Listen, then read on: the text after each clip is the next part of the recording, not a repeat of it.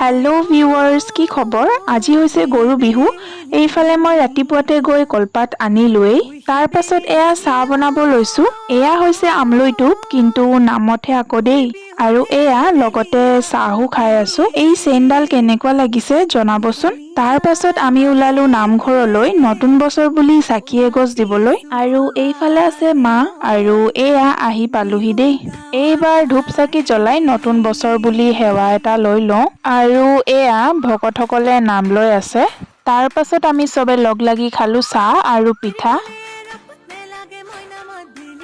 এইফালে আকৌ প্ৰসাদ বিতাই আছে আৰু আমিও প্ৰসাদ ল'বলৈ বহিলোঁ।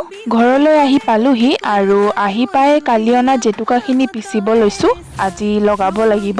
আমাৰ গৰু ম'হ নাই, কিন্তু যি পাৰিছোঁ গোটেই নিয়মখিনি কৰিবলৈ চেষ্টা কৰিছোঁ। আৰু এইফালে দেখিছে জাগ দিয়া হৈছে।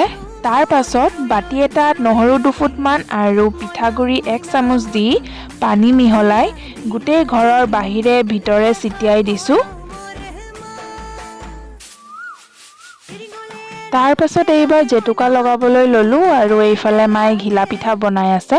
ভিডিঅ'টো যদি ভাল পালে লাইক, কমেণ্ট, শ্বেয়াৰ আৰু ছাবস্ক্ৰাইব কৰিবলৈ নাপাহৰিব। আৰু আজিলৈ ইমানেই, এণ্ড থেংকছ ফৰ ৱাচিং।